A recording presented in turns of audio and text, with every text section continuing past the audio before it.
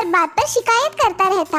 एक दिन एक वन देवता उसके पास आई और उसने उस नन्हे पेड़ को सोने के पेड़ में बदल दिया।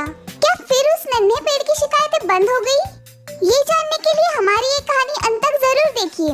और हाँ, ऐसी ही अनोखी और मजेदार कहानियाँ देखने के लिए हमारे इस चैनल को जरूर सब्सक्राइब करें। बहुत अरसे पहले की बात है, हिमालय की घाटियों में एक घना जंगल था। उस जंगल में बड़े ही ऊंचे और घने पेड़ थे।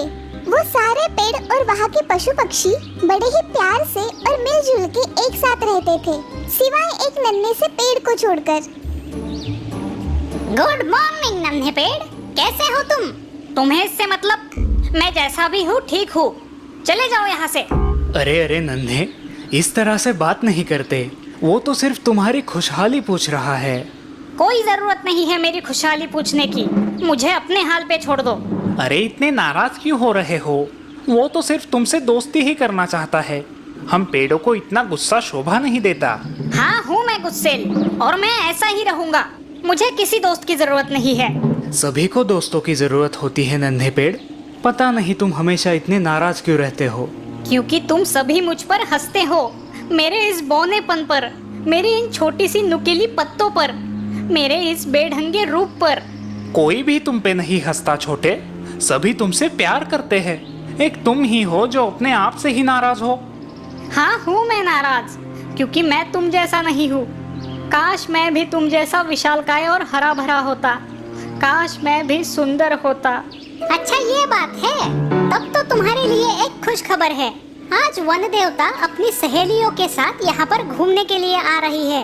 तुम अपनी इच्छा उसे बता देना, शायद वो तुम्हारी कुछ मदद कर दे।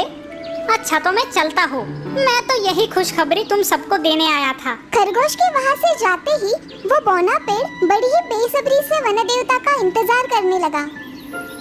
हाँ? तुम रो क्यों रहे हो नन्हे पेड़? क्या मैं तुम्हारी कुछ मदद कर सकती हूँ? मेरे इस बेढंगे रूप की वजह से मुझसे कोई भी दोस्ती नहीं करना चाहता। मैं बिल्कुल ही अकेला पड़ गया हूँ। अरे ऐसा ना कहो, मैं जो तुम्हारी दोस्त हूँ। कहो, मैं तुम्हारी क्या मदद करूँ? मैं इन सब पेड़ों से सुंदर बनना चाहता हूँ। लेकिन सुंदर तो तुम हो नन्हे पेड़। नहीं, मैं सुंदर नहीं हूँ। क्या तुम्हें दिखाई नहीं देता? मेरे ये पत्ते कैसे टेढ़े मेढ़े और नुकीले हैं। मुझे वो बिल्कुल पसंद नहीं है। तो फिर तुम क्या चाहते हो? मेरे इन पत्तों को सोने में बदल दो। मेरा हर एक पत्ता सोने का होना चाहिए। क्या इससे तुम्हें खुशी मिलेगी? हाँ हाँ बिल्कुल मिलेगी। ठीक है फिर। वन देवता से वरदान पाने पर नन्हा पेड़ बड़ा ही खुश हुआ, लेकिन अब वो किसी को भी अपने नजदीक आने नहीं देता।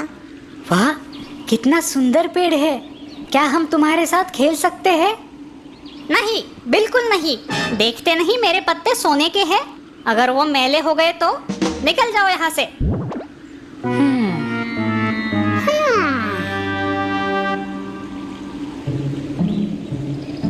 लेकिन नन्हे पेड़ की ये खुशी ज्यादा देर ना टिक पाई। ओह, हाँ, सोने का पेड़। कहीं मैं सपना तो नहीं देख रहा? अरे नहीं, ये तो सच में सोने का है। लगता है मेरे अच्छे दिन आ गए। अरे रुको, मेरे पत्ते मत तोड़ो। अरे रुक जाओ, रुको।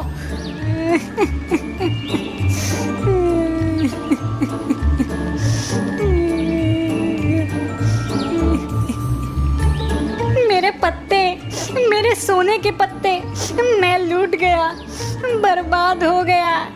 नन्हे पेड़ का रोना इतना जोरदार था कि आजू बाजू के सारे पेड़ों ने अपने कान बंद कर लिए। उसका ये रोना सुन वन देवता वहाँ प्रकट हुई। नन्हे पेड़, तुम्हारी ये हालत किसने की? एक दुष्ट लकड़हारा मेरे सारे पत्ते चुरा कर भाग गया। ये तो बहुत ही बुरा हुआ।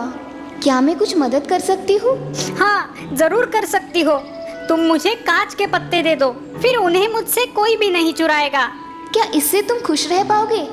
हाँ बिल्कुल। अब जल्दी से मुझे कांच के पत्ते दे दो।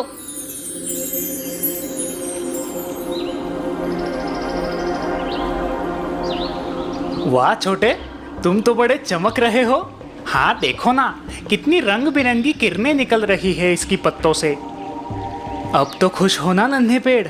मुझे पता है कि तुम सब मुझ पर जल रहे हो, क्योंकि अब मैं तुम सबसे भी सुंदर हो गया हूँ। इससे तो बात करना भी बेकार है, ये नहीं सुधरेगा।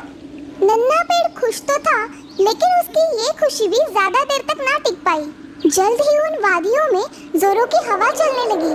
हवा इतनी तेज थी कि उस नन्हे पेड़ के कांच के पत्ते थरथराने लगे और फिर एक एक करके टूटकर बिखरने लगे। अरे ये क्या हो रहा है? मेरे सारे पत्ते टूट रहे हैं। अरे नन्हा पेड़ फिर से जोर जोर से रोने लगा। वन देवता वापस वहाँ पर आ गई। देखो नन्हे, अब जो भी मांगना ध्यान से मांगना। मैं फिर से तुम्हारी शिकायत सुनना नहीं चाहती। जी तुम मुझे इन पेड़ों की तरह हरे भरे पत्ते ही देना, उतना ही काफी है। वन देवता ने उस नन्हे पेड़ की ये भी इच्छा पूरी की। वो वहाँ से अदृश्य हो गई। नन्हा पेड़ अपने इस नए रूप पर खुश हो ही रहा था कि तभी कुछ भेड़ें वहाँ पर चरने के लिए आ गई। उस बौने पेड़ के हरे भरे पत्तों ने उन्हें आकर्षित किया और वो सभी उस पेड़ पर टूट पड़ी।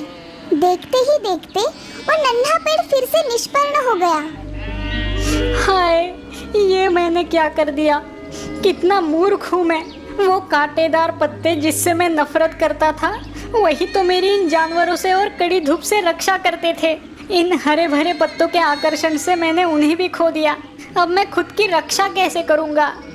घबराओ मत नन्हे पेड़, कुछ ही दिनों में तुम्हें फिर से नए पत्ते और शाखाएं आ जाएंगी, जिनसे तुम खुद की रक्षा कर पाओगे। तुम्हें आज अपने जीवन का एक बड़ा सबक मिला है। वो कहते हैं ना, देर आए दुरुस्त आए।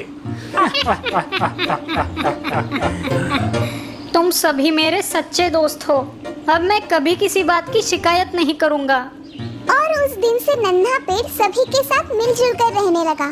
कुछ ही दिनों में बर्फीली सर्दियों का मौसम आया। बाकी सभी पेड़ों की शाखाओं के पत्ते झड़ गए, लेकिन वो नन्हा पेड़ उस सर्दियों के मौसम में भी अपने नुकीले पत्तों के साथ हंसता हुआ मजे से झूम रहा था। शुक्रिया मेरे नुकीले पत्तों, तुम्हारा बहुत बहुत शुक्रिया।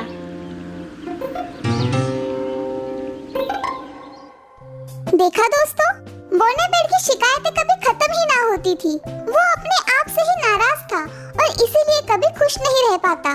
जब उसे अपनी गलती का एहसास हुआ, उसकी शिकायतें हमेशा के लिए बंद हो गई। तो दोस्तों, इस कहानी से हमें ये सीख मिलती है कि जीवन अमूल्य है। हमें उसकी सुंदरता को बढ़ाना है और मुस्कुराकर हर गम को मिटाना है।